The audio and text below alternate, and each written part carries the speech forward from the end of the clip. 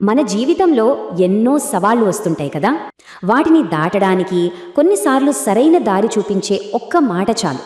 అలాంటి కొన్ని $1,000,000 విలువ చేసే మాటల గురించే మనం ఈరోజు మాట్లాడుకోబోతున్నాం. రండి, ఈ అద్భుతమైన ప్రయాణాన్ని కలిసి మొదలు పెడదాం. ఈ మాట ఎంత నిజమో కదా. విజేత అంటే ఎవరో కాదు, కలకని దాన్ని నిజం చేసుకోవటానికి ఏమాత్రం రాజీ పడని వాడే అసలైన విజేత. అంటే అసలు గెలుపు అనేది బయటి ప్రపంచంలో కాదు, మన ఆలోచనల్లో, మన పట్టుదలలోనే మొదలవుతోందన్నమాట.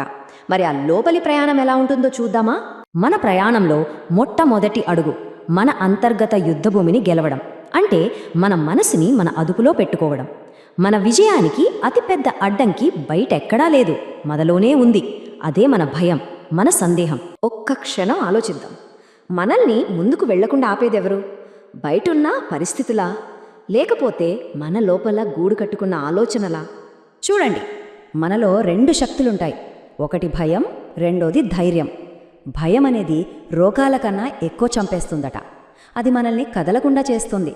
కానీ ధైర్యం ముందుకు వెళ్ళడానికి ఉన్న ఒరే ఒక్క మార్గం అదే. ఈ రెండింటిలో మనం దేన్ని ఎంచుకుంటామనే దానిపైనే అంతా ఆధారపడి ఉంటుంది. భయపడటం ఎప్పుడు ఆపేస్తామో అప్పుడే మన జీవితం అసలైన అర్థంలో మొదలవుతుంది. ఆ క్షణమే మనలోని సంకెళ్ళు తెగిపోతాయి. నిజమైన స్వేచ్ఛ అంటే ఏంటో మనకు తెలుస్తుంది. ఆత్మవిశ్వాసం ఒక కవచం లాంటిది. అది మన శత్రువును కూడా భయపెడుతుంది. కానీ ఆత్మ సందేహం ఉందనుకోండి, అది మన శత్రువు చేతికి మనమే ఒక ఆయుధాన్నిచ్చినట్టు. అంటే మన బలం, మన బలహీనత రెండూ మన చేతుల్లోనే ఉన్నాయి. సరే, మనసునైతే సిద్ధం చేసుకున్నాం. ఇప్పుడు ఆ ఆలోచనను ఆచరణలో పెట్టే సమయం వచ్చింది. బలమైన ఆలోచనలకు సరైన కార్యాచరణ తోడవ్వాలి కదా. దానికోసం ఎలాంటి బ్లూప్రింట్ అవసరమో ఒకసారి చూద్దాం. ఈ 3 సూత్రాలు చూడటానికి చాలా సింపుల్గా అనిపించవచ్చు. కానీ ఆలోచించండి. మాట్లాడే ముందు వినడం, రాసే ముందు ఆలోచించడం, ఖర్చు చేసే ముందు సంపాదించడం. ఈ చిన్న విషయాలు పాటిస్తే చాలు, జీవితంలో ఎన్నో తప్పుల్ని ఆపేయచ్చు. ప్రతి పనికి ఒక అర్థం ఉంటుంది. అవును కదా, ఊరికే మెట్ల వైపు చూస్తూ ఉంటే మేడ ఎక్కలేం కదా. అలాగే ప్రణాళికలు వేసుకుని కూర్చుంటే విజయం రాదు. ఆలోచనకు ఆచరణ తోడైనప్పుడే అప్పుడే అసలైన ప్రగతి మొదలవుతుంది. విజయ శిఖరాలు సోమరులకు అస్సలు అందవట. అవి కేవలం పట్టుదలతో అలుపెరగకుండా కష్టపడే వాళ్ల ముందే తల వంచుతాయి. అంటే కష్టపడేవారికి విజయం ఒక బానిసలాంటిదన్నమాట. ఈ మాటను బాగా గుర్తుపెట్టుకోవాలి. లక్ష్యం కోసం అలసిపోకుండా పనిచేస్తూ ఉంటే చాలు. విజయం ఈరోజు కాకపోవచ్చు, కానీ రేపైనా సరే వచ్చి తీరుతుంది. ఇది తిరుగులేని సత్యం. ఇప్పుడు దాకా మన గురించి, మన పనుల గురించి మాట్లాడుకున్నాం. కానీ మన ప్రయాణంలో మనం ఒంటరిగా ఉండలేం. మన చుట్టూ ఉన్నవాళ్లు, మన సంబంధాలు మనపై ఎంత బలమైన ప్రభావాన్ని చూపుతాయో ఇప్పుడు తెలుసుకుందాం. మన సంబంధాలను చక్కగా ఉంచుకోవడానికి ఇవి కొన్ని సూత్రాలు.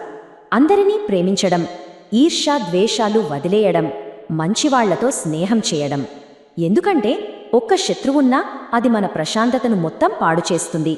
అదే 100 మంది మిత్రులున్నా ఇంకా కావాలనిపిస్తుంది. మరి నిజమైన స్నేహితుడు అంటే ఎవరు? మన మనసులోని మాటల్ని ఏ భయం లేకుండా, ఏ జడ్జ్మెంట్ లేకుండా ఎవరితో అయితే చెప్పుకోగలమో ఆ వ్యక్తే నిజమైన స్నేహితుడు. అలాంటి స్నేహితులు మన జీవితంలో ఉన్నారా? జీవితం అన్నాక గెలుపు ఉంటుంది, ఓటమి ఉంటుంది. అవి ఒకే నాణేనికి 2 వైపుల లాంటివి. ఈ రెండింటినీ ఎలా చూడాలి, వాటి నుంచి ఏం నేర్చుకోవాలనే విషయంపై ఇప్పుడు దృష్టి పెడదాం. ఓటమి అంటే అంతం కాదు, అదొక హెచ్చరిక అంతే.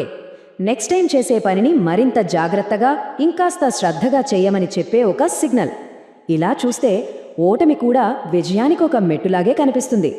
గెలిచినప్పుడు గర్వపడకుండా ఉండేవారు రెండోసారి గెలిచినట్లేనట. ఎందుకంటే గర్వం తలకెక్కిందంటే అది మరో ఓటమికి దారితీస్తుంది. అందుకే వినయం చాలా ముఖ్యం. అబ్బా, ఓటమి తరువాత ఆశను నింపడానికి ఇంతకంటే మంచి మాట ఇంకేముంటుంది? ఓటమి అనేది శాశ్వతం కాదు. అస్తమించిన సూర్యుడు మళ్ళీ ఎలా ఉదయిస్తాడో, పోరాడి ఓడినవాడు కూడా మళ్ళీ అంతే ఖచ్చితంగా గెలుస్తాడు. ఇక చివరి విభాగానికి వచ్చేస్తున్నాం. నేర్చుకోవడం అనేది ఒక నిరంతర ప్రక్రియ, జీవితాంతం సాగుతూనే ఉంటుంది. అందుకే చరిత్రలో నిలిచిపోయిన కొందరు గొప్పవాళ్ల మాటల్లోని వివేకాన్ని ఇప్పుడు ఒక్కసారి గుర్తు చేసుకుందాం. మొదటగా బెంజమిన్ ఫ్రాంక్లిన్. ఆయనేమన్నారంటే, సహనం అనేది విజయానికి ఒక ముఖ్యమైన అంశం అని. ఎంత చిన్న మాటో చూడండి, కానీ ఎంత పవర్ఫుల్. సరైన సమయం కోసం ఓపికగా ఎదురుచూడటమే అసలైన గెలుపు. గొప్ప తత్వవేత్త ప్లేతో కూడా మనం ఇంతకుముందు మాట్లాడుకున్న విషయాన్నే చెప్పారు.